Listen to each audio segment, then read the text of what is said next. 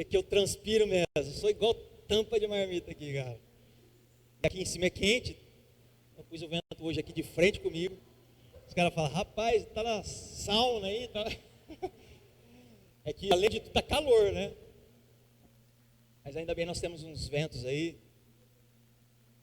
Em breve, eu creio, nós vamos ter ar aqui nesse salão, no tempo de Deus, né?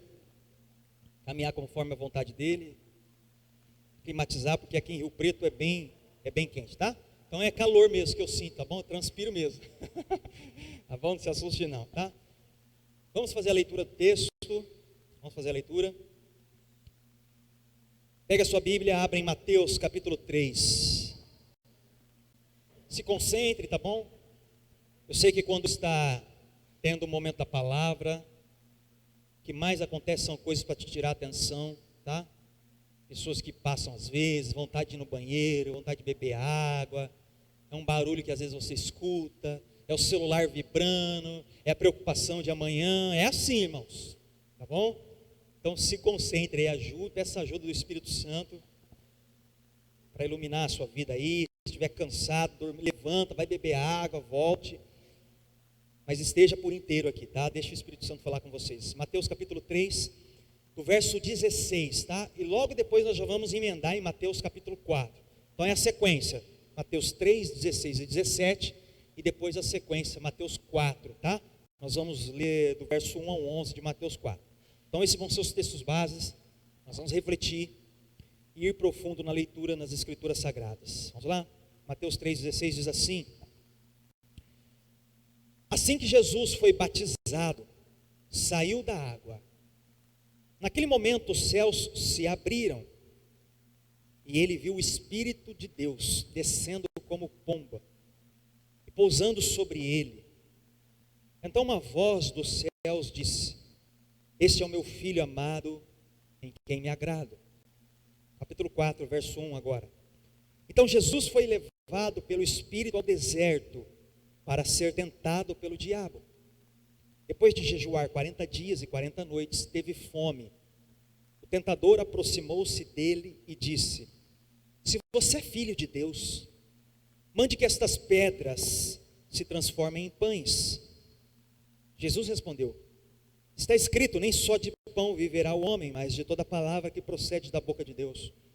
Então o diabo o levou à cidade santa, colocou-o na parte mais alta do templo, e lhe disse: se você é o filho de Deus, jogue-se daqui para baixo, pois está escrito, ele dará ordens a seus anjos a seu respeito, e com as mãos eles o segurarão, para que você não tropece em alguma pedra.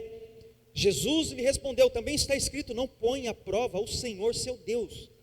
Depois o diabo o levou a um monte muito alto e mostrou-lhe todos os reinos do mundo e o seu esplendor, e lhe disse: tudo isto lhe darei, se você se prostrar e me adorar. Jesus lhe disse: retire-se, Satanás, pois está escrito, adore o Senhor, o seu Deus, e só a Ele preste culto. Então o diabo deixou, e anjos vieram e o serviram. Feche os vossos olhos, vamos orar mais uma vez. Senhor, nós queremos que apesar de nós, das fraquezas, das distrações, de nós seres humanos, queremos caminhar sobre uma palavra dos céus aqui, por isso traga a revelação da mesma aqui. O Espírito Santo poderoso do Senhor convença, converta os corações que aqui estão, aqueles que estão tristes, distantes, sendo julgados e pressionados por este mundo caído, possa haver liberdade aqui, que a tua palavra flua, ó Pai, de uma forma gloriosa neste lugar, em nome de Jesus, amém. Vamos lá, irmãos, vamos refletir. Esse vai ser o texto base para nós, tá? E fazer algumas aplicações, alguns apontamentos em cima deste texto e reflexões neste tema.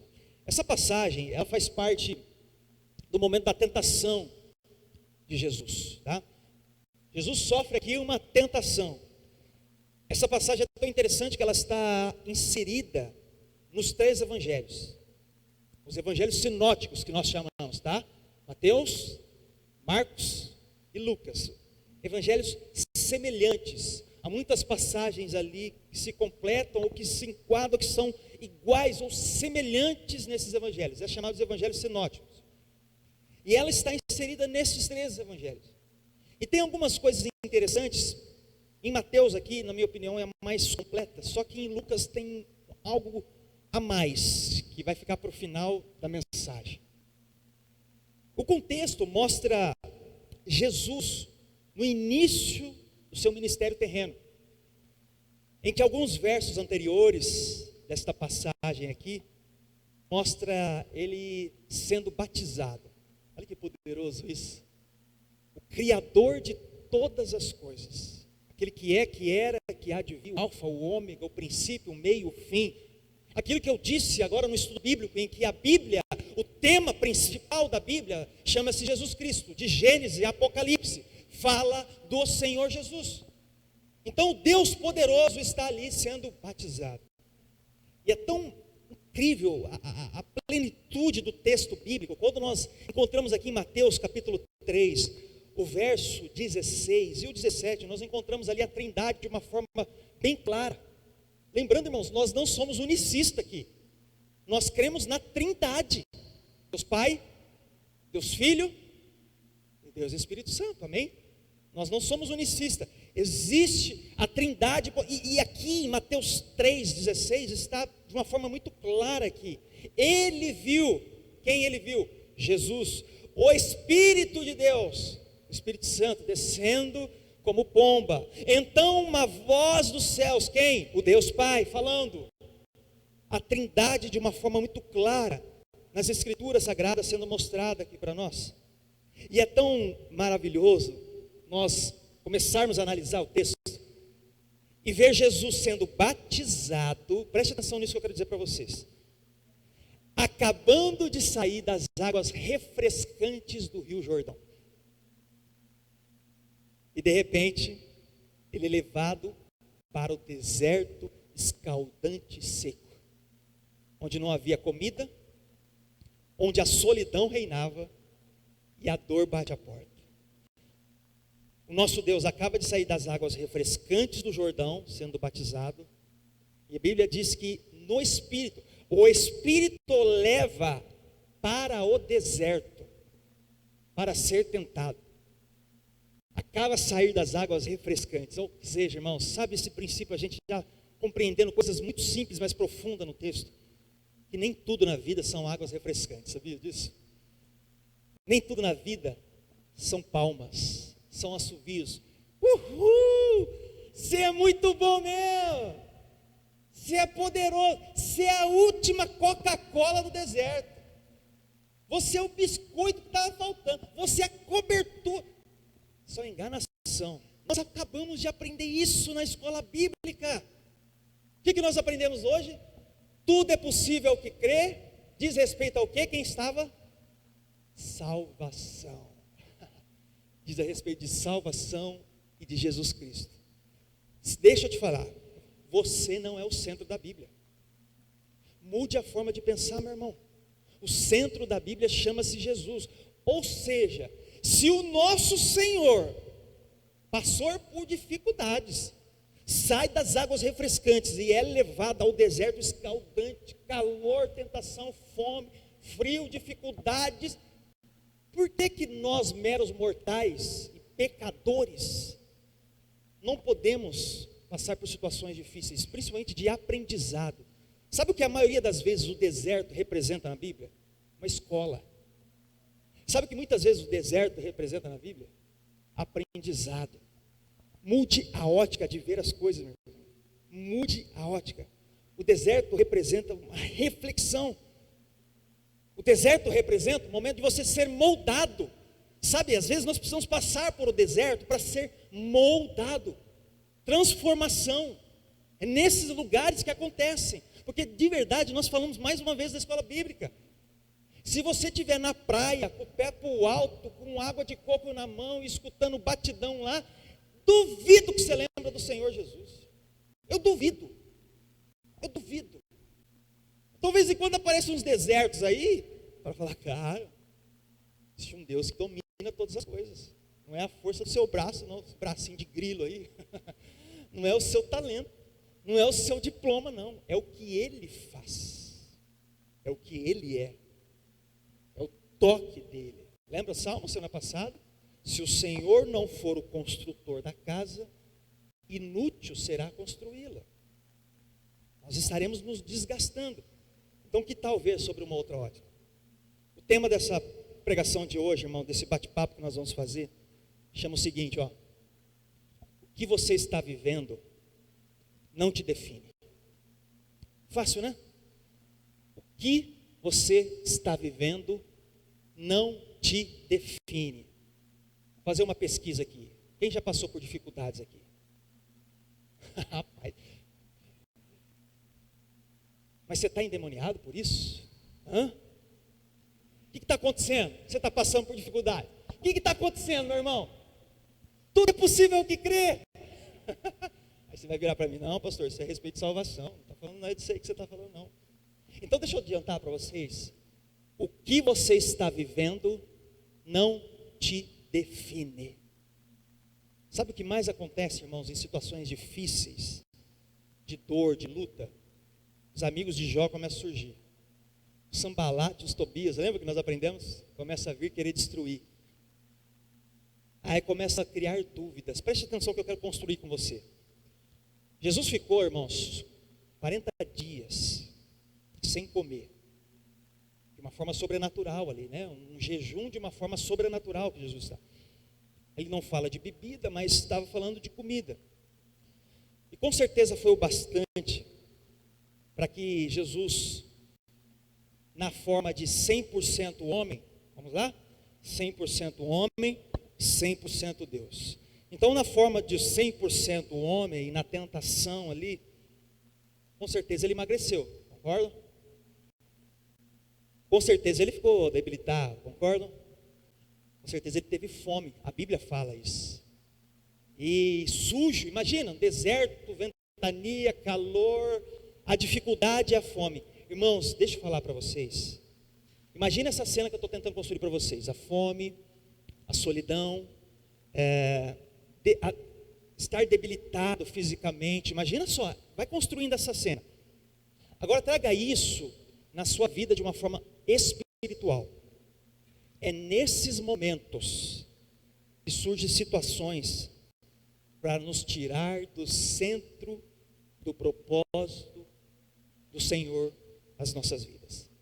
Qual é o propósito do cristão nesta terra, gente? Qual é o propósito de todo cristão nesta terra? Glorificar e adorar ao Senhor.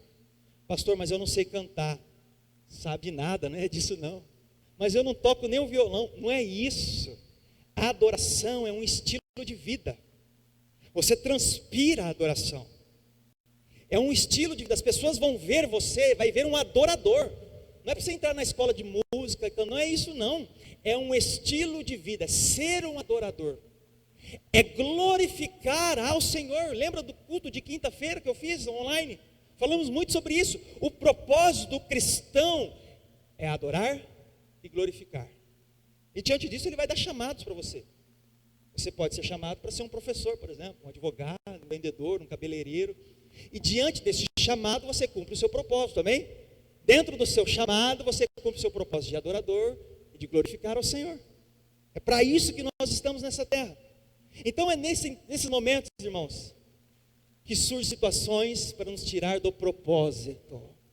Pensa na cena de debilitação, de dificuldade, de dores que talvez você está vivendo agora. Se não é um prato cheio para te tirar do caminho e do propósito do Senhor. Presta atenção se não é exatamente isso, irmãos. Se não é exatamente isso. Hoje eu estava conversando com uma pessoa sobre isso. Exatamente sobre isso. Estava numa situação muito difícil. E iria abençoar ela de uma forma sobrenatural. Iria abençoar essa pessoa de uma forma sobrenatural. Eu falei, vamos lá? Venha para a igreja hoje.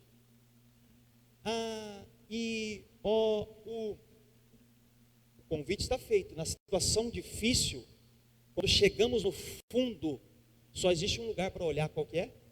Para cima, cara. É nesses momentos que nós temos que olhar para cima.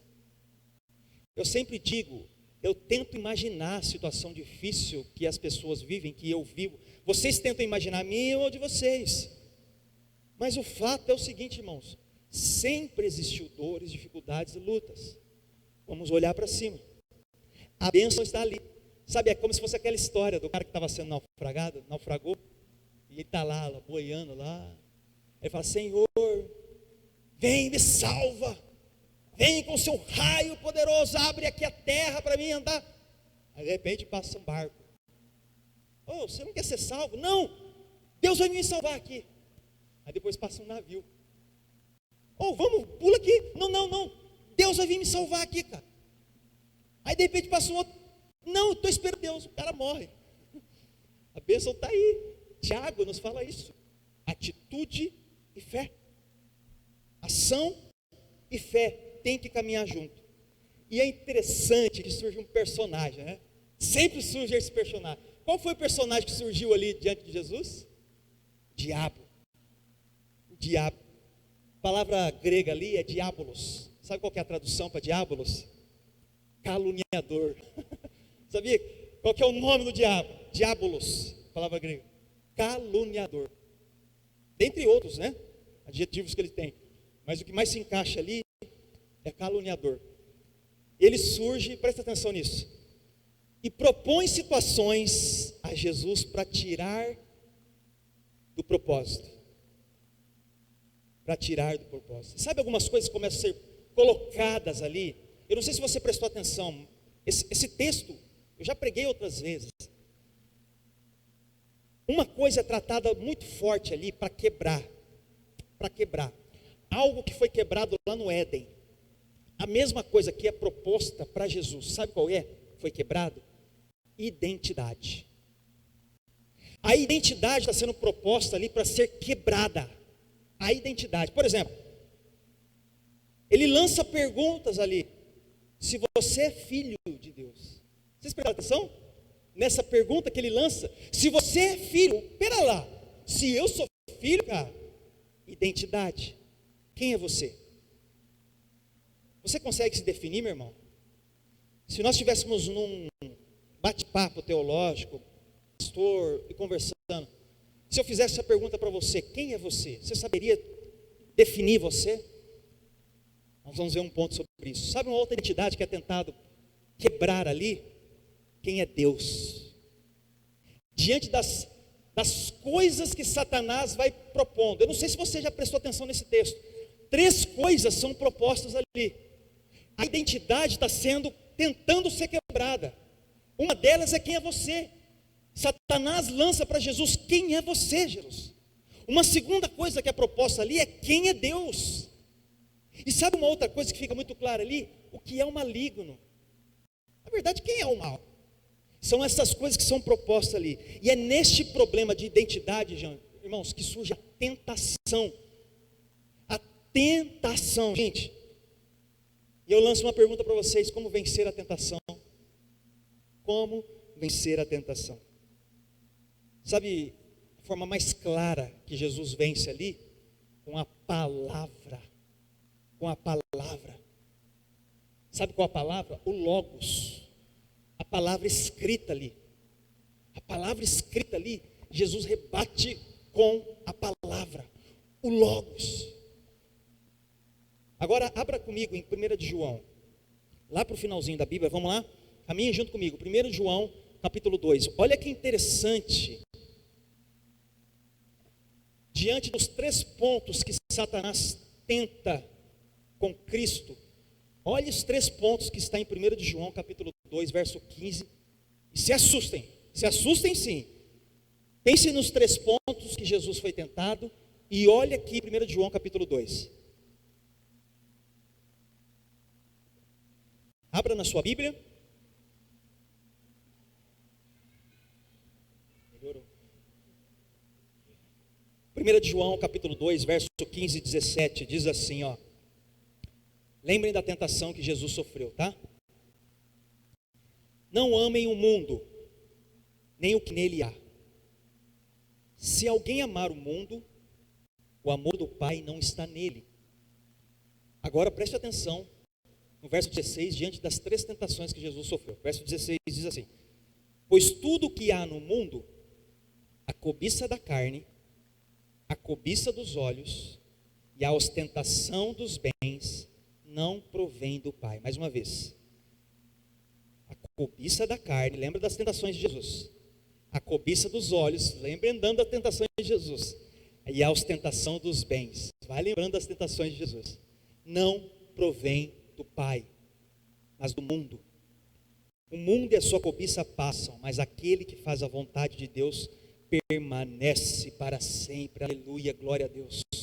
O nosso Senhor Jesus, irmãos, venceu. Venceu. Então, para a gente entrar no tema, diante dessa introdução que eu fiz para vocês, o que você está vivendo não te define. Nós vamos fazer algumas reflexões, amém? Porque se nós olharmos com os olhos humanos, e a gente vê esse Jesus, imagina se nós estivéssemos sentados assim, ó, vendo Jesus, o diabo do lado dele, tentando ele. Eu tenho certeza que algumas igrejas iam falar: isso aí não é Deus não, cara. Está sendo tentado, está passando fome, está no deserto, está sofrendo ali, está emagrecendo. Será que ele é Deus mesmo? A mesma coisa que os fariseus fizeram. A mesma coisa. Tu não é o Cristo? Desce e salva-te. A mesma situação, gente. Então, diante dessa reflexão, deste tema o que você está vivendo não te define. Vamos pensar em algumas coisas, alguns pontos a respeito disso. Primeira reflexão que eu quero fazer com vocês, tá? Nós vamos trazer alguns pontos aqui. Em nome de Jesus nós vamos tentar acabar eles. O primeiro ponto diz assim, ó: a sua falta de pão, meus irmãos, não diz nada a seu respeito. Mais uma vez, a sua falta de pão não diz nada a seu respeito. Isso eu quero falar com você sobre quem você é. Quem você é. A sua falta de pão não diz nada a seu respeito. Abra a Bíblia em Mateus capítulo 3, verso 17. Nós vamos ficar nesse texto base, tá bom? Lá para o verso 17. Olha que interessante o que o texto fala. Então, uma voz dos céus disse, olha o que o texto diz, gente: este é o meu filho amado, em quem me agrado. Olha o que a palavra de Deus fala, o que o Senhor de Israel falou para o Deus Filho: esse é o meu filho amado, este é o meu filho amado. Mas ele está sem pão. Este é o meu filho amado. A falta de pão, meus irmãos, não diz nada a seu respeito, cara. Não diz nada a seu respeito. Sabe, nós vivemos um tempo, meus irmãos, de uma falta de filiação, sabe, de paternidade. Você pode ter tido pais terríveis. Você pode ter tido pais terríveis, meus irmãos, que te espancou, talvez, que não caminhou com você, talvez. Você pode ter tido um marido infiel, que traiu você. Você pode ter tido amigos que te abandonaram ao longo da sua vida. Mas deixa eu falar para você, você é filho. Entende o que eu estou querendo dizer para você? Existe um pai. Pastor, onde está isso? Nós vamos ler na Bíblia. Em Cristo Jesus nós somos adotados, gente. Só por Ele.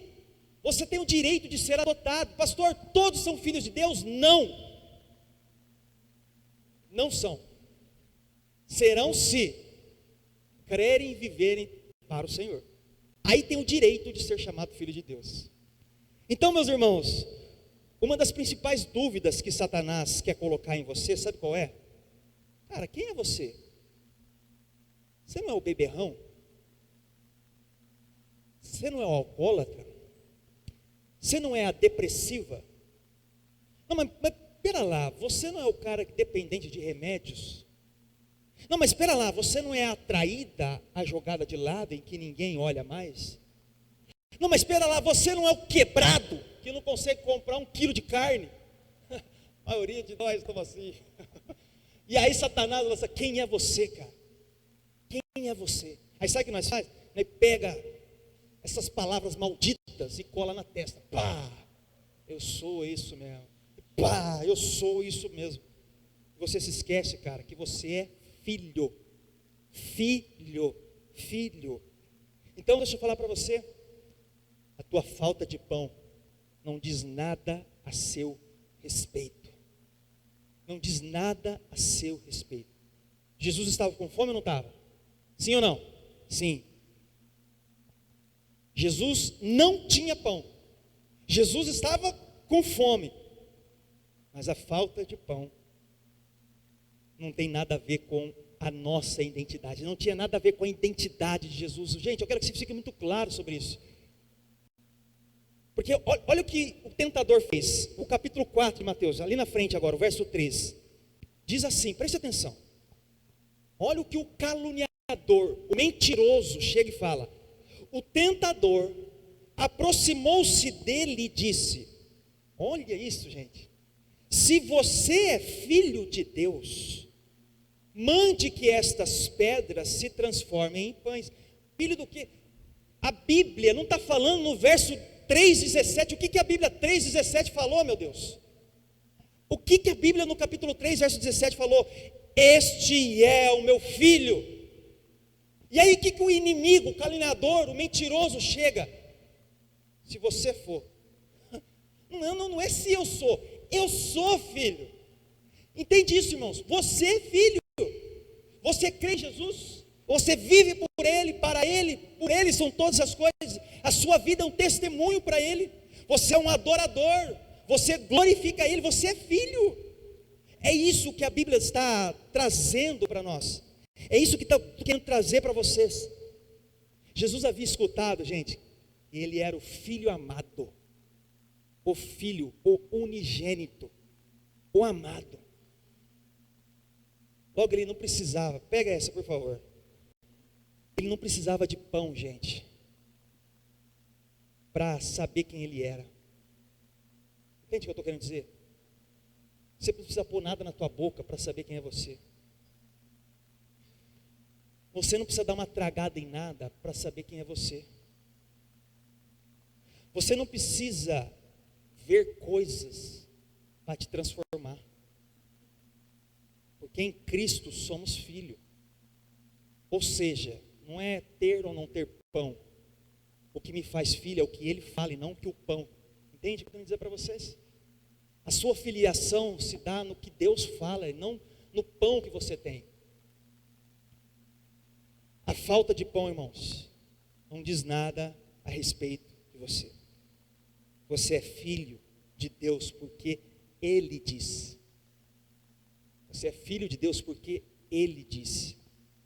Não deixe nenhuma voz das trevas, sabe, naqueles dias bad que você está, mulheres, homens, nós, meros mortais, não deixe essas vozes das trevas dizer coisas que você não é. Você é filho. Amém?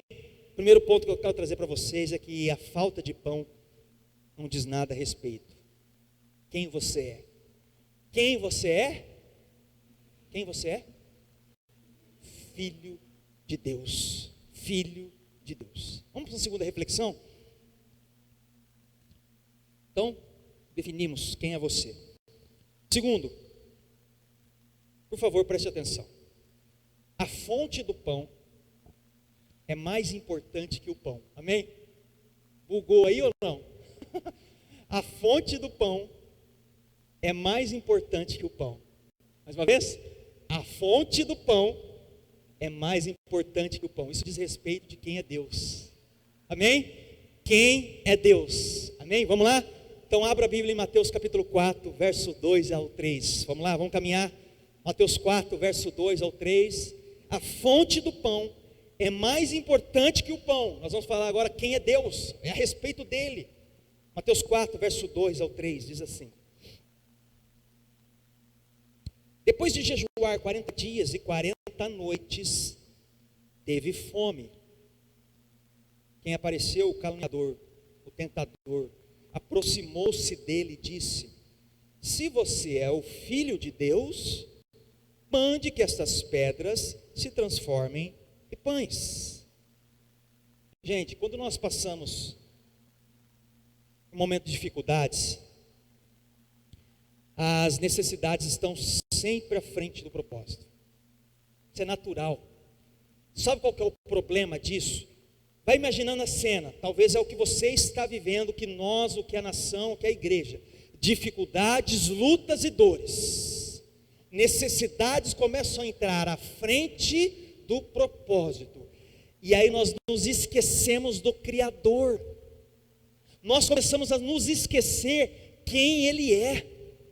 Nós cremos, irmãos, em um Deus criador de todas as coisas. Não é o que Darwin falou, não é evolução, conversinha de boi dormir. É criacionismo, criou do nada. Esse é o Deus que eu creio. Ele criou todas as coisas, formou todas as coisas. O problema é que nós começamos a colocar as necessidades na frente e nos esquecemos do Criador. Porque olha o que está em Mateus capítulo 6, verso 31 ao 34. Eu vou ler o contexto para trazer luz ao que nós estudamos hoje, né? Leia todo o contexto. Mateus 6, 31 e 34. Isso aqui é uma passagem bíblica também muito mal interpretada.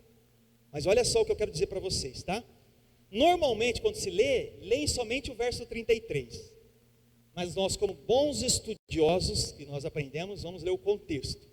E o contexto começa no verso 31, diz assim: portanto, não se preocupem dizendo que vamos comer, ou que vamos beber, ou que vamos vestir, pois os pagãos é que correm atrás dessas coisas, mas o Pai Celestial sabe que vocês precisam delas. Aqui é o texto clássico, que todo pastor gosta de usar, todo pregador.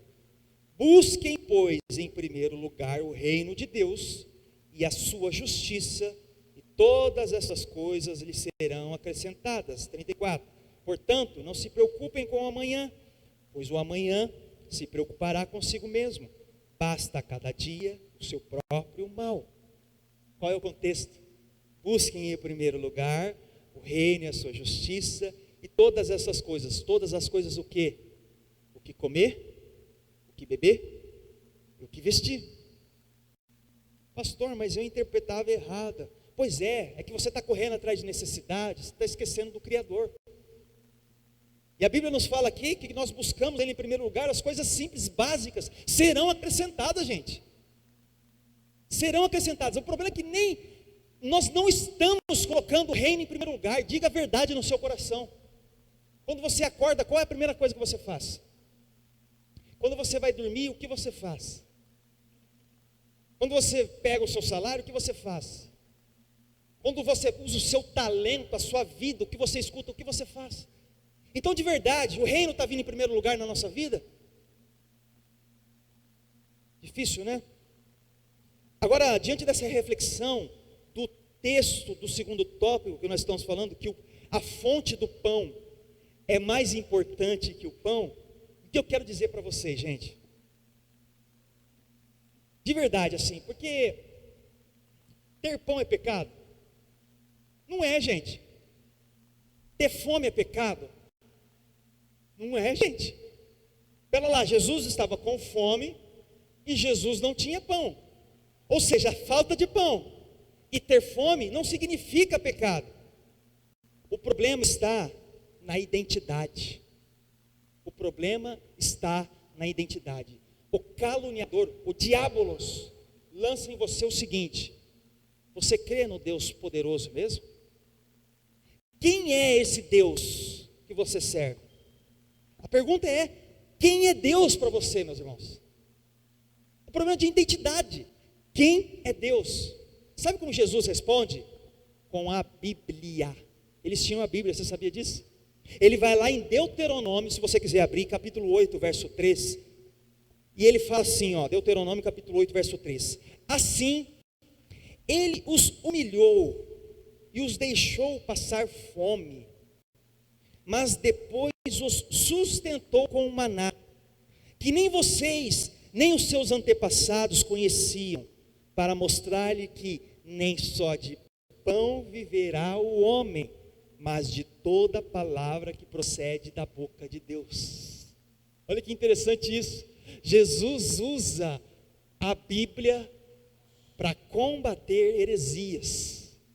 Essa palavra que procede da boca de Deus aqui é a palavra rema, diferente de logos. Sabe, a palavra logos é a palavra escrita. A palavra rema é a palavra profética. É o que está surgindo aqui, o que eu estou falando para vocês, é o que eu estou semeando. É a rema que está falando. De repente eu vou para o logos, a palavra escrita. De repente eu estou falando a rema, a palavra sendo semeada. E sabe o que ele está querendo dizer para você aqui? Na verdade, quem é Deus? Na verdade, nós temos que nos importar mais com aquele que fornece o pão. Faz sentido para você? É sobre ele, é sobre ele. O quem é Deus é que a fonte do pão é mais importante que o pão. Jesus estava muito claro a respeito disso. Ele sabia, tinha convicção, cria que Deus não o desampararia, mesmo em dificuldades. Por quê? Ele cria mais na fonte do pão do que no próprio pão. Espera lá, eu não tenho pão, mas eu creio naquele que é o Criador de todas as coisas. Faz sentido para vocês, meus irmãos? É sobre essa ótica que eu estou querendo dizer para vocês. Quem é Deus? O Criador, poderoso, aquele que salva. Esse é o nosso Deus, o qual nós servimos. E vem uma terceira reflexão que eu quero trazer para vocês. E essa aqui eu vou dividir em duas partes. Presta atenção. Cuidado com as propostas malignas. Cuidado com as propostas malignas. Isso diz respeito ao que é o mal. O que é o mal? Eu quero usar duas passagens bíblicas que estão nesse texto básico que nós estamos lendo. E nós vamos fazer uma reflexão. Mateus capítulo 4, o verso 5 e 6. Olha que interessante que está dizendo aqui. Irmãos, cuidado com as propostas malignas. Mateus 4, o verso 5 e 6. Diz assim, ó. Então o diabo o levou à cidade santa, colocou-o na parte mais alta do templo. Ele disse: se você é filho de Deus, jogue-se daqui para baixo, pois está escrito: ele dará ordens a seus anjos a seu respeito, e com as mãos eles o segurarão, para que você não tropecem em alguma pedra. Gente, vamos refletir aqui e ver algo profundo nesse texto. Sabe qual que era a proposta do maligno aqui? E sempre foi e sempre será. É colocar dúvidas em você. É colocar dúvidas em você. Quem é você? Lança dúvidas. Quem é Deus? Lança dúvidas. Isso aconteceu no Éden. Quem são vocês? Será que Deus é tudo isso mesmo? Vocês podem ser diferentes, lançando dúvidas sobre nós. Sabe para quê? Fazer com que você olhe para os seus desejos carnais e coloque culpa nos outros pela situação que você está vivendo. Ele lança sementes de dúvidas para que você atenda os seus desejos carnais e comece a apontar o dedo e colocar dúvidas, apontar o dedo nas situações em que você está vivendo. O problema que eu estou vivendo, a culpa é da minha esposa. Não, a situação que eu estou vivendo é porque é o pastor, é o meu filho, e isso.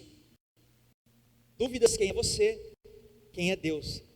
Sabe o que é mais louco nesse texto que nós lemos aqui? É que o diabo usa a própria palavra. Você sabia disso? Esse texto que ele usa aqui, ó, depois do verso 6, é a palavra de Deus, é o Salmo 91. Vocês sabiam disso? O Salmo 91, verso 11 e 12, diz assim, ó. Preste atenção. Porque seus anjos ele dará ordens a seu respeito, para que o protejam em todos os seus caminhos. Com as mãos eles o segurarão, para que você não tropece em alguma pedra. o diabo lança o Salmo 91, gente, para levar dúvidas a Cristo, para levar dúvidas quem era Deus. O maligno, ele usa as escrituras, gente. Mas sabe qual que é o propósito do salmista ali no Salmo 91? Sabe qual que é o propósito do salmista no Salmo 91? O salmista ali está querendo dizer, a levar nós a confiar em Deus e não lançar dúvidas em Deus. A proposta do Salmo 91, salmista, é levar nós a confiar em Deus e não lançar dúvidas. Ele lança dúvidas. Se você é filho, se jogue. Pera lá, será que eu sou filho? Se eu me jogar, eles vão me segurar? Será que eu sou filho mesmo? Será que anjos vão vir me pegar? Dúvidas e mais dúvidas e mais dúvidas. E na verdade a proposta do salmista não é lançar dúvidas, é levar você a caminhar sobre uma palavra dos céus. Porque, irmãos, o resultado da dúvida não é a fé, é a falta de fé. Então quando a dúvida é lançada em você, você não aumenta a sua fé, você diminui a sua fé. E é isso que o caluniador, o diabolos, está fazendo com o povo de Deus. É isso que ele está tentando construir. E aí ele pede até uma prova visual, né? Lança-te, que anjos vão vir, os anjinhos vão aparecer, vão te segurar, você não vai cair e tal e coisa. Ele pede uma prova visual. Uma prova visual. Uma outra coisa, falando ainda sobre cuidado com as propostas malignas, está em Mateus 4, verso 8 e 9, diz assim, 4, verso 8 e 9, depois o diabo o levou a um monte muito alto, e mostrou-lhe todos os reinos do mundo, e o seu esplendor, e lhes disse, tudo isto lhe darei, se você se prostrar e me adorar. Gente, a minha cabeça, tá? Isso sou eu. É eu que estou falando, é acrescentares. Eu que estou falando. Eu acho que de uma forma sobrenatural, Jesus viu, acho que todo mundo, todo o globo, todas as nações, todo o terreno, todas as pessoas, acho que de uma forma sobrenatural ali, num lapso. Porque a Bíblia diz, né, aqui no texto que nós lemos, 4, versos 8 e 9, foi a um monte e mostrou todos os reinos do mundo. Então acho que de uma forma sobrenatural, ele viu todo mundo, todo o reino. E aí vem uma proposta, cuidado com as propostas malignas. Sabe qual que era a proposta? Tudo isto lhe darei. Sabe algumas coisas que nós começamos a prestar atenção nisso? Que o caluniador, o diabolos, ele coordena e cuida de coisas. Olha que interessante, porque o que está em 2 Coríntios capítulo 4, verso 4, que o problema é quando nós cedemos à tentação, gente, nós vivemos não para o Senhor, mas para o inimigo. Porque presta atenção que está em 2 Coríntios 4, 4. 2 Coríntios 4, 4 diz assim, o Deus desta era, preste atenção em Deus, com letra minúscula, o Deus desta era cegou o entendimento dos descrentes, para que não vejam a luz do Evangelho da glória de Cristo, que é a imagem de Deus. Cuidado com as propostas malignas que são colocadas diante de vocês. Sabe por quê, meus irmãos? Eu não tenho nenhuma colher aqui. O diabo ele te dá com uma colher de sopa. Sabe colher de sopa? Colher de sopa, tô? Prosta que eu vou te dar. Prova que eu te dou. Aí você olha essa colher de sopa dos seus desejos carnais. Aí você fala, rapaz, é isso que eu preciso para ser feliz. Aí você se prostra e toma na colher de sopa. Sabe como ele toma de você depois? Uma pá escavadeira. Vrá, vrá. Por quê? Mentiroso, caluniador, mentiroso. Olha o que está em João capítulo 8, verso 44. João 8, verso 44. Vocês pertencem ao pai de vocês, o diabo. Olha só, gente, eu amo essas passagens bíblicas, assim, que os caras vêm com os dois pés, assim, sabe? Vocês pertencem ao pai de vocês, o diabo, e querem realizar o desejo dele. Ele foi homicida desde o princípio, e não se apegou à verdade, pois não há verdade nele. Quando mente, fala a sua própria língua, pois é mentiroso e pai da mentira. Então, prostre-se, toma uma colherzinha de sopa, que depois eu tomo de você uma pá escavadeira. Acabo com a sua vida, acabo com a sua família. De verdade, irmãos, sabe? Nós precisamos mudar o nosso foco, mudar a forma de ver as coisas, porque como foi o tema dessa pregação, o que você está vivendo não te define. Nós vamos caminhar para o final fazendo exatamente essa reflexão. Mude o seu foco, porque se as coisas estão acontecendo, algo é para aprender. O que está vivendo não te define, mas está te moldando para algo maior. Porque de verdade, assim, nós temos que parar, irmãos, de olhar como você está e onde você está, amém? Então assim, eu queria que vocês saíssem daqui pensando nisso aqui para a gente caminhar para o final. Pare de olhar como você está e onde você está, amém? Comece a olhar diferente, quem você é e para onde você vai. Fui claro, irmãos? Mais uma vez, pare de olhar como você está e onde você está. Comece a olhar quem você é e para onde você vai.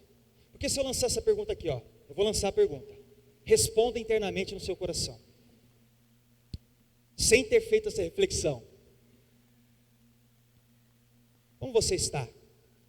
E onde você está? Aí você começa a olhar para quem? Para você. Aí você fala, pô, como eu estou? Cara, eu estou moído, eu estou acabado, a coisa está difícil.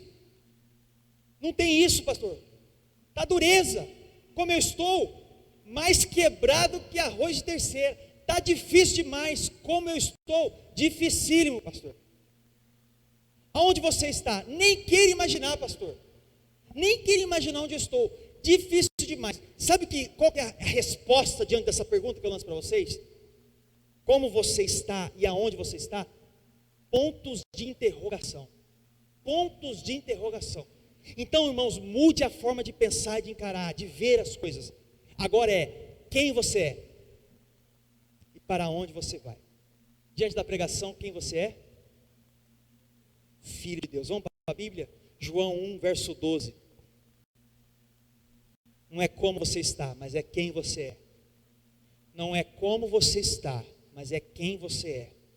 Mais uma vez, não é como você está, mas é quem você é. João 1,12 diz: contudo, aos que receberam, aos que creram em seu nome, deu-lhes o direito de se tornarem filhos de Deus.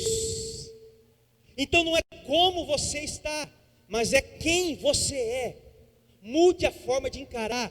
Não é como você está, mas é quem você é. E você é filho. Parte B agora. Não é aonde você está. Pastor, eu queria estar no Caribe. Eu queria estar na praia. Eu estou aqui nesse calor de São José do Rio Preto. Não é isso, cara. Não é onde você está, mas era para onde você vai. Você sabe para onde você vai? Você sabe, meu irmão? Aí você responde: pastor, eu vou comer um X-tudo na hora que eu sair daqui. Não é isso. Estou falando da forma teológica, espiritual. Então não é onde você está, mas é para onde você vai. Quer saber para onde você vai? Deixa eu dar um spoiler para você. Apocalipse 21, verso 1 ao 5. Vamos lá? Final da Bíblia, abra aí. Apocalipse 21.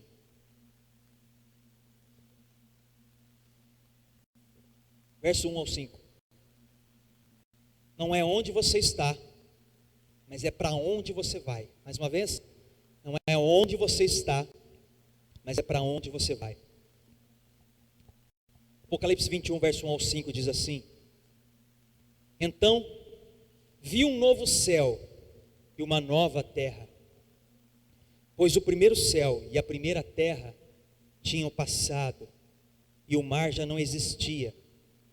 Vi a cidade santa, a nova Jerusalém, que descia do céu, da parte de Deus, preparada como uma noiva adornada para o seu marido. Ouvi uma forte voz que vinha do trono e dizia: Agora o tabernáculo de Deus está com os homens, com os quais ele viverá. Eles serão seus povos, o próprio Deus estará com eles e será o seu Deus. Ele enxugará dos seus olhos toda lágrima. Não haverá mais morte, nem tristeza, nem choro, nem dor, pois a antiga ordem já passou. Aquele que está sentado no trono disse: Estou fazendo novas todas as coisas. E acrescentou: Escreva isto, pois essas palavras são verdadeiras e dignas de confiança. Então não é onde você está hoje, meu irmão, mas é para onde você está indo. Mude a forma de encarar, por favor. A pregação de hoje falou: o que você está vivendo não te define. E nós estamos finalizando dizendo para você: não é como você está, mas é quem você é. Nós estamos finalizando, não é onde você está hoje, mas é para onde você está indo. É algo muito superior, meus irmãos. É algo muito superior. Sabe o que é mais louco? Vamos finalizar com aquela parte que eu falei. Como você entra nas situações difíceis, nos desertos, nas escolas da vida, define como você sairá. Amém? Como você entrou, define como você sai. Como Jesus entrou? Vocês lembram na história? Jesus foi batizado, vamos lá? Foi batizado, sai das águas refrescantes do Jordão. Como que ele entra no deserto da tentação? Como? Quem leva eles para lá? Quem levou? O Espírito. Mateus 4:1. Por favor, preste atenção nesse final. Mateus 4:1 diz assim: Então Jesus foi levado pelo Espírito ao deserto para ser tentado pelo diabo. Então Jesus foi levado pelo Espírito ao deserto para ser tentado pelo diabo. Vai agora em Lucas capítulo 4, verso 13 e 14. Lucas dá algo a mais na mesma história sinótica que está sendo contada. Lucas 4, verso 13 ao 14. Olha que interessante, somente está em Lucas essa reflexão, tá? Somente em Lucas. Tendo terminado todas essas tentações, o diabo deixou até a ocasião oportuna. Verso 14, preste atenção. Jesus voltou para Galileia no poder do Espírito, e por toda aquela região se espalhou a sua fama. Então, de verdade, meu irmão, você pode estar passando por desertos. Se você foi colocado lá pelo Espírito, você sairá pelo Espírito, cara. Jesus foi colocado numa sinuca, numa situação dificílima, de fome, de dificuldade, de dor, de solidão, de calor, imagina a situação, de tentação, o caluniador importunando ele a todo momento, lançando dúvidas sobre quem ele é, de quem é Deus, do poder de todas as coisas, mas pelo mesmo Espírito ele sai da situação de deserto, porque aquele que começou a boa obra é fiel para terminar, irmãos. Nós temos que crer nisso. Se nós vivermos uma vida casquinha de ovo, meu irmão, nós não vamos ter experiências sobrenaturais com Deus e jamais vamos ser usados. Permita-se ser usado, sabe por quê? Vai passar por deserto, vai vir, irmãos, isso é fato. Mas se é o Senhor que está colocando, no Espírito que está colocando você, no Espírito você sairá, amém? No Espírito você sairá dessa. Então toma posse, creia, descansa, olhe para frente, creia no poder, saiba quem você é, saiba quem é Deus, porque quando você sair desse deserto, é pelo poder do Espírito. É pelo poder do Espírito. Amém? Vamos assistir um vídeo para finalizar? Coloca lá, Lucas, aquele vídeo lá para a gente finalizar. É um vídeo muito curtinho, de alguns segundos só. Preste atenção na voz que tem que guiar a sua vida. Não é a voz do mal, é a voz de nosso Deus. Existe uma voz dentro de você que te mostra o caminho certo. Ela está sempre presente. No caminho de volta para casa, nos momentos difíceis, quando você quer fazer algo errado.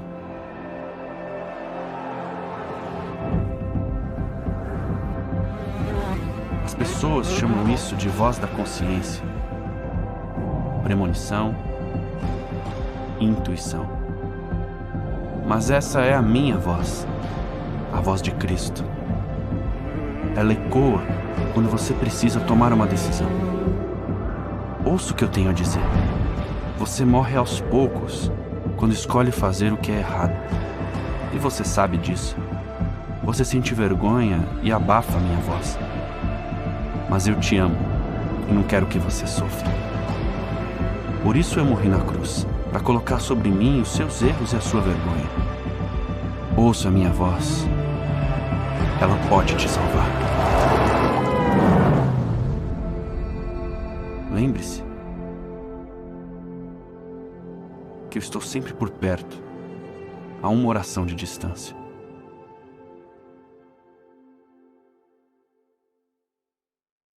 Naquele deserto, gente,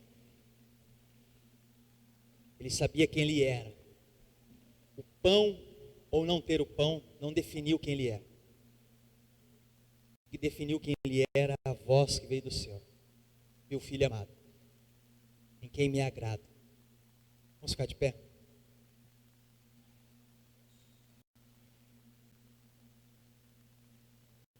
Antes de nós orarmos e finalizarmos, queria compartilhar uma história com vocês. Diz que havia um homem, um senhor. Todos os dias ele pegava um ônibus. Todos os dias ele pegava um ônibus e descia em frente a um hospital. Todos os dias. De manhãzinha, pegava o ônibus e descia naquele ponto em frente ao hospital. Pegava o ônibus, descia. E nesse hospital estava internada sua esposa. Ele era de idade já, sua esposa também de idade. E todos os dias, se uma mulher que também pegava esse mesmo ônibus para ir trabalhar, observava ele. O que esse senhorzinho pega o ônibus todo dia e desce nesse ponto, nesse hospital? Aí um dia ela, conformada, curiosa, perguntou: senhor, deixa eu perguntar, por que você desce? Todo dia eu tenho observado, por que você desce nesse ponto todos os dias, todos os dias? Ele fala: é que a minha esposa está internada nesse hospital e ela tem mal de Alzheimer. E ela está bem debilitada, ela não me reconhece mais, não sabe quem eu sou, não se lembra de mais nada. E eu venho visitá-la, visitar todo dia. E a mulher fala assim: mas se ela não te conhece, nem se lembra das coisas que vocês viveram, por que o senhor vem todos os dias aqui ver ela? Aí ele fala assim: ó, ela não sabe quem eu sou, mas eu sei quem ela é. Ela não se lembra das coisas que nós vivemos, mas eu jamais me esquecerei dela. Ó, que nós jamais nos esquecemos de Deus. Aonde você estava, de onde Ele te tirou, e para onde Ele está te levando. Não deixe que o mal de Alzheimer deste mundo, eu não estou falando da doença, mas do pecado, cauterize a sua mente e seu coração, a ponto de cuspir em Deus e se prostrar às colheres de sopa que o diabo está colocando na nossa boca. Não é sobre como você está, mas é quem você é. Amém? Feche os vossos olhos, vamos orar. Vamos orar. Presente a Deus a sua vida, a situação que você está vivendo. Lembre desse bate-papo. A situação que você está vivendo, meu irmão, não te define. O que você é não é movido pelo pão ou pelas situações, mas pelo que Deus fala a respeito. Senhor, nós estamos aqui nessa noite como filhos do Senhor, que nós cremos em Jesus Cristo. Por isso, através dessa pregação, dessa mensagem semeada aqui, Senhor, nós possamos crer sempre nas mensagens dos céus, esse pão do céu que desce ao Senhor Jesus, a mensagem bíblica de arrependimento, de mudança de vida. Glorioso é o nosso Deus. Através dessa noite, ó Pai, nós saímos daqui com uma definição: quem nós somos. Somos filhos de Deus. Quem é Deus? É o nosso poderoso Senhor que cuida de nós. Não é aquele que lança dúvidas, ó. Nós cremos e descansamos em Ti. Por isso, as situações dificílimas que os Teus filhos estão passando, nós como igreja, o povo, a nação, que estes desertos, ó Pai, seja para aprendizado, porque se nós entramos pelo poder do Espírito, sairemos, ó Pai, pelo mesmo poder do Espírito, porque o Senhor tem dado situações para aprendizado. Por isso, nos use, Deus, para glorificar e testemunhar todas as coisas que o Senhor tem feito no meio de nós, em nós e através de nós, que aqui possa nascer uma igreja forte, crendo no pastor que se chama Jesus Cristo, a rocha, a fortaleza, o nosso Senhor. Nós descansamos em Ti, ó Pai, descansamos no Senhor nosso Deus. Nós jamais nos esquecemos de onde o Senhor nos tirou, o que está fazendo em nós e para onde nós vamos. Nós queremos, ó Pai, estar contigo. Passaremos a eternidade, conforme a Tua palavra diz, que a eternidade é passar em conhecer a Ti, em conhecer ao Senhor. A nova Jerusalém descerá adornada, ó Pai, e nós, a igreja do Senhor, estaremos ali servindo, adorando ao Senhor. Queremos nos encontrar contigo, ó Pai. Obrigado pelas transformações, pela palavra que vem sendo habitada dentro de nós, que nós possamos ser transformados dia após dia. Obrigado por tudo, por todas as coisas, porque a Tua palavra diz que essa é a Tua vontade. Alegrai-vos sempre, orai sem cessar, e em tudo dai graças. Essa é a vontade de Deus para os filhos. Em nome de Jesus, amém. Uma salva de palmas. Creia e descanse em Deus, meus irmãos. Creia e descanse em Deus, tá bom?